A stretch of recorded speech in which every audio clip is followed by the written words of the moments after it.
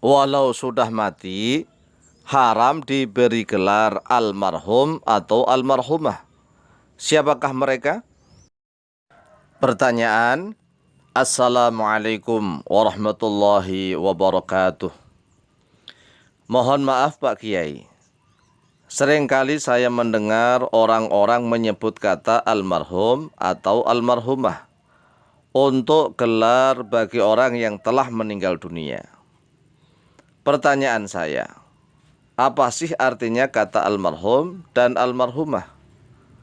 Dan bolehkah memberi gelar kepada orang kafir yang telah meninggal dunia dengan sebutan almarhum dan almarhumah? Atas jawabannya kami sampaikan terima kasih. Wassalamualaikum warahmatullahi wabarakatuh. Waalaikumsalam warahmatullahi wabarakatuh. Baik, bismillah walhamdulillah, wassalatu wassalamu ala rasulillah Sayyidina wa maulana Muhammad ibn Abdillah wa ala alihi wa sahbihi wa mawalah wa la hawla wa la quwwata illa billah amma ba'd.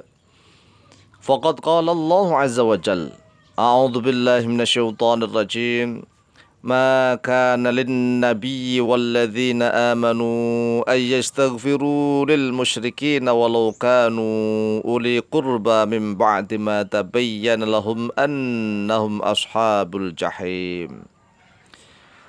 Rawa Ibnu Jarir an Ibnu Abbas radhiyallahu anhuma qala kanu yastaghfiruna limautahum fanazalat fa amsaku 'anil istighfari wa lam yanhahum ay yastaghfiru lil ahya'i hatta yamutu.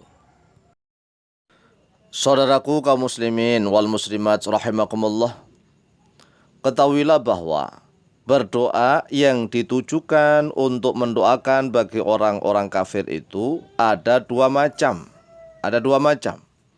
Macam yang pertama, ketika orang kafir itu masih hidup, maka sunnah hukumnya mendoakan mereka agar mendapat rahmat kasih sayang dan hidayah atau petunjuk ke jalan yang benar, ke jalan yang lurus.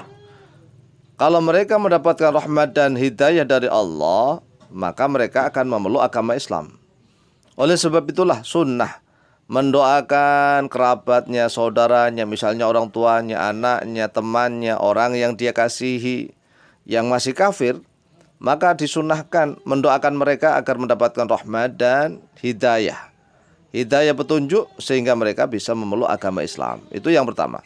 Kemudian macam yang kedua, ketika orang kafir itu telah meninggal dunia, maka haram hukumnya mendoakan mereka dengan doa memohonkan ampunan dan rahmat, walaupun itu kedua orang tuanya atau anaknya. Sehingga jelas macam yang kedua ini, kalau orang kafir itu sudah meninggal dunia, telah mati, maka haram mutlak berdoa apapun, baik itu mendoakan memohonkan ampun ataukah mendoakan agar mendapatkan hidayah atau rahmat atau apapun, maka haram hukumnya mendoakan orang kafir yang telah meninggal dunia. Dalil atau dasarnya yaitu dalam surat At-Taubah ayat yang ke-113. Qala Allah azza wa jalla, a'udzu billahi minasyaitonir rajim, ma kana lin nabiyyi walladzina amanu ay yastaghfiru lil musyrikin walau kanu uli qurba min ba'di ma tabayyana lahum annahum ashabul jahim. Yang artinya, maka tidaklah ada lin nabi bagi nabi yaitu Nabi Muhammad sallallahu alaihi wasallam, walladzina dan bagi orang-orang yang amanu telah beriman oleh mereka, alladzina ayastaghfiru oleh sekiranya memohon, berdoa memintakan ampun oleh mereka, lil musyrikina untuk atau pada orang-orang musyrik, walau kanu walaupun ada oleh mereka orang-orang musyrik itu uli qurba yaitu yang memiliki kekerabatan, seperti kedua orang tua, anak, kakak, adik, paman, keponakan, kekerabatan. Jadi haram. Maka nalin nabi walladzina amanu ayastaghfiru lil musyrikina, yaitu tidak seyogyanya bagi nabi dan orang-orang yang beriman memintakan ampun bagi orang-orang musyrik, walau kanu uli kurba, walaupun ada oleh mereka yaitu yang memiliki kekerabatan, kekeluargaan. Mim ba'di ma tabayyana, dari setelah sesuatu yang telah jelas lahum bagi mereka annahum, yaitu sungguhnya mereka ashabul jahim, yaitu penduduk neraka jahim.